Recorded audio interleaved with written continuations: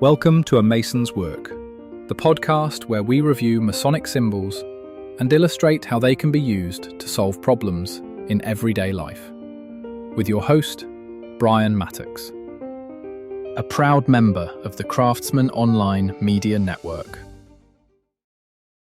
So one of the next techniques I want to talk about in our Dark Rhetoric series is the ad hominem attack. And ad hominem attacks really just mean to attack the person rather than the sort of idea that you're discussing or working with. When we have an ad hominem situation, you'll find that whoever's doing this attack will essentially try in some way to invalidate the speaker's opinion or their opponent's opinion without actually dealing with the subject of the conversation itself. They will go after their character. Well, you have these things in your background, which, delegitimizes your right to an opinion. Or, of course, you'll attack somebody's potentially motivations. Like, of course you think this way because you have stake in X or Y or Z, which therefore means you can't have an opinion about it.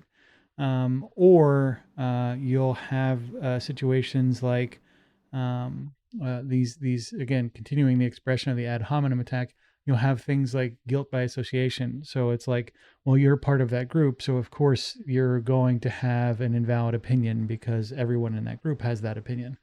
Same thing with you also do the thing that you're essentially trying to prevent.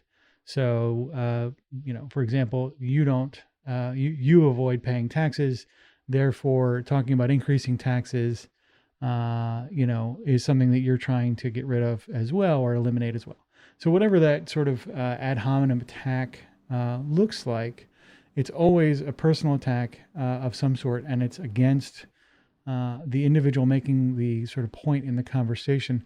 And this is a really difficult to see sometimes because, again, it seems like a rational argument on its surface. It seems like, of course, you're not going to take, stock advice from your barista at the coffee shop.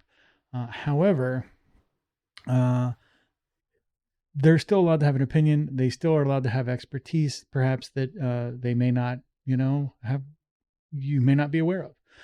You're not following them around every day, so you don't know what they do. When you find that these kind of ad hominem attacks emerge, understand that the intent is to delegitimize and remove power from other people in the conversation. It is a type of the gatekeeping where you're not allowed to have access to the argument because you don't qualify in some capacity, either moral or emotional or what have you. When we look at the ad hominem attack and how it works, it is trying with that delegitimization to essentially stop all progress in the conversation at hand. It's to remove or eliminate any additional conversation into a space that may surface the kind of content that is difficult or emotionally sensitive, or in some ways they might be protecting this from scrutiny or from evaluation. You'll often find that the people that employ ad hominem attacks will also be essentially projecting their own behavior onto other people in that process.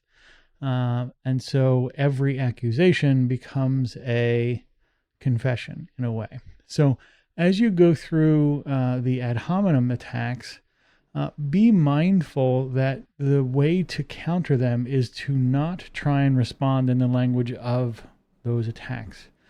It is to perpetually redirect to the issue at hand.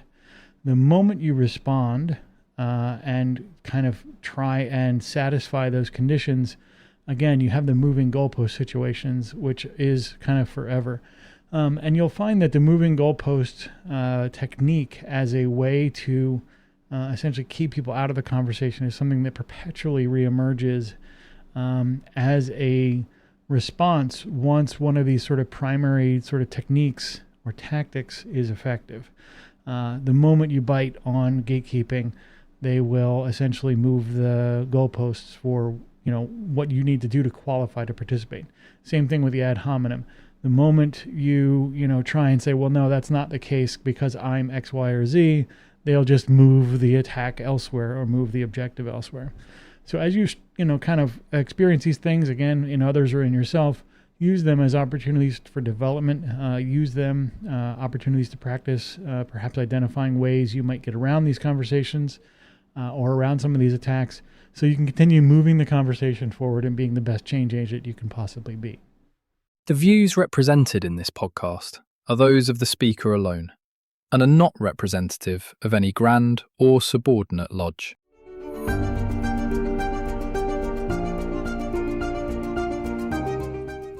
Hi, Brian here. I wanted to thank you so much for listening to this episode. If you have any suggestions or guidance for further episodes you'd like to see or hear, whatever the case may be, please don't hesitate to reach out to me at amasonswork.com, and we will try and incorporate your suggestions into a future recording. Thanks.